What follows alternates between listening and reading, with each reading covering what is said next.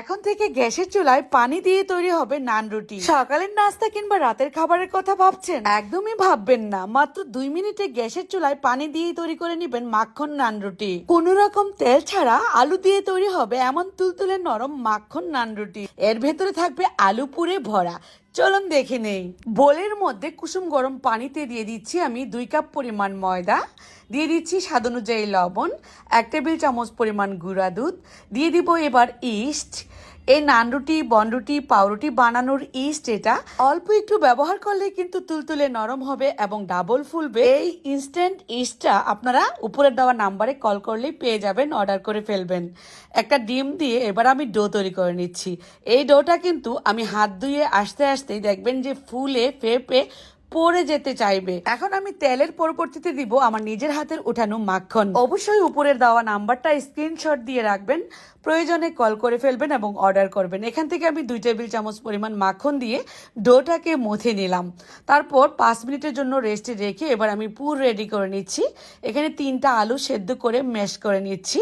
এর মধ্যে কাঁচামরিচ, ধনিয়া পাতা আর স্বাদ অনুযায়ী লবণ দিব আর কি। লবণ দিয়ে ভর্তাটাকে বানিয়ে নিব। খেয়াল করুন, ভর্তাটা কিন্তু এভাবে করেই আমরা বানাই, তবে আমি সরিষার তেল ব্যবহার করলাম না। এভাবেই পুরটাকে রেডি করলাম। ছোট ছোট বলের মতো করে নিচ্ছি। এ দিয়ে তৈরি করব আলু মাখন নান রুটি। দেখুন কি অবস্থা। আমার এই ইস্ট দিয়ে আপনি যদি এই ময়ান তৈরি করেন, দেখবেন যে 5 মিনিটের মধ্যে এমন ফুলে ফেপে পড়ে যেতে চাইবে, ঠিক এমন। তো এটাকে আমি বাতাসটাকে বের করে দিয়ে এ থেকে লেচি বের করে নিলাম। এর ভেতরে দিয়ে দিব আলুর ভর্তা। খেয়াল করুন যেভাবে আমি করে নিচ্ছি, এতটাই সহজ এই নান রুটিটা বানানো, যে কেউ বানিয়ে নিতে পারবেন। উপর থেকে একটু শুকনা ময়দা দিয়ে এভাবে করে রুটিটাকে আমি লম্বা করে বেলে নিচ্ছি। নান রুটিটা দেখতে লম্বা হলেই ভালো লাগে আর কি। তো উপর থেকে একটু ধনিয়া পাতা দিয়ে দিচ্ছি। চাইলে আপনারা রসুন কুচিও দিতে পারেন সুন্দর ফ্লেভারের জন্য। একে একে সবগুলো এভাবে বানিয়ে নিব।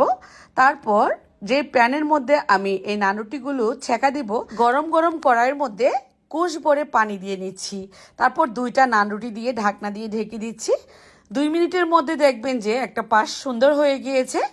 এই তো খেয়াল করুন, উপর থেকে কিন্তু ফুলে ফুলেও উঠছে। বাইরে থেকে অস্বাস্থ্যকর খাবার হোটেল থেকে কেন কিনে এনে খাবো?